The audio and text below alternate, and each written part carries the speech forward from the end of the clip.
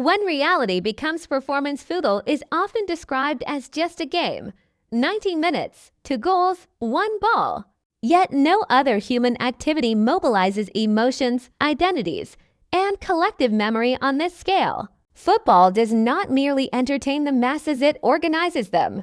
And in doing so, it becomes one of the most effective systems of simulation and political conditioning in modern history. Football does not reflect reality. It produces it. At first glance, football appears to be a pure meritocratic contest. The better team wins.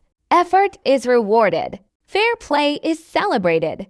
But this appearance conceals a deeper structure. Football operates as a symbolic system where loyalty, obedience, rivalry, and injustice are normalized and ritualized. It trains how masses feel, react, and accept outcomes long before they encounter politics. This is why football has always been attractive to power. Stadiums function like temporary states. They have flags, anthems, colors, borders, and enemies. Supporters do not merely watch. They identify. A team becomes us, and the opposing team becomes them. Complex social frustrations are condensed into simple binaries. Victory feels like justice. Defeat feels like humiliation. This emotional compression is crucial. Football teaches people to channel anger, hope, and belonging into a contained spectacle. The crowd screams, cries, celebrates, and then goes home. Nothing changes structurally, but emotional pressure is released. In this sense, football does not distract from politics. It prepares citizens for a political reality built on performance rather than transformation. Modern technology intensifies this simulation. High-definition broadcasts, endless replays, slow motion, and VAR promise objectivity. We are told that technology brings truth closer. In reality, it does the opposite.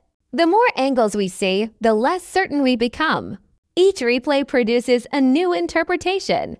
Each pause creates doubt. Football does not eliminate ambiguity. It multiplies it while maintaining the illusion of fairness. VAR is especially revealing. It claims to correct injustice, yet often deepens controversy. Decisions feel technical, distant, and unchallengeable. Responsibility dissolves into process. This mirrors modern governance. Authority is no longer personal, but procedural. When a decision feels wrong, there is no one to confront, only the system. Football normalizes this logic. Refereeing errors are accepted as part of the game. Structural inequalities between clubs are justified as tradition or history. Fans learn to live with unfairness as long as the spectacle continues. This is a powerful political lesson. Injustice is tolerable if it is ritualized. Football's propaganda function does not rely on explicit messaging. It works through repetition and emotional alignment. National teams fuse sport with identity. Club rivalries reinforce territorial belonging. Media narratives frame matches as moral dramas. Heroes and villains are produced weekly. Over time, this trains a population to think in simplified narratives. Loyalty over critique. Winning over understanding. Belonging over truth. This is why football mirrors contemporary politics so closely. Politics has become a permanent spectacle. Campaigns resemble derbies. Leaders are treated like strikers or captains. Supporters defend them regardless of contradictions. Facts matter less than allegiance. Football teaches this long before citizens vote. There is also an important asymmetry in football's global structure.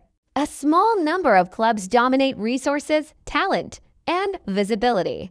They become too big to fail. Their dominance is framed as excellence, not privilege. Smaller clubs internalize their position and celebrate survival rather than equality. This mirrors global capitalism and international politics. Inequality is not denied, it is aestheticized. Success is individualized. Failure is normalized. Football makes hierarchy emotionally acceptable. Perhaps the most dangerous aspect of football is that it feels authentic. The emotions are real. The joy and pain are genuine. This authenticity makes this simulation powerful. When something feels real, it is rarely questioned.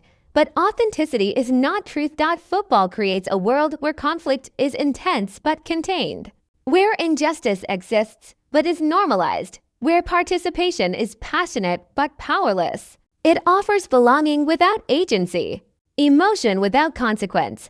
This is why football is so politically effective. It absorbs energy that might otherwise demand change. It transforms collective frustration into chance rather than action. It replaces political imagination with ritual repetition. Football is not dangerous because people love it.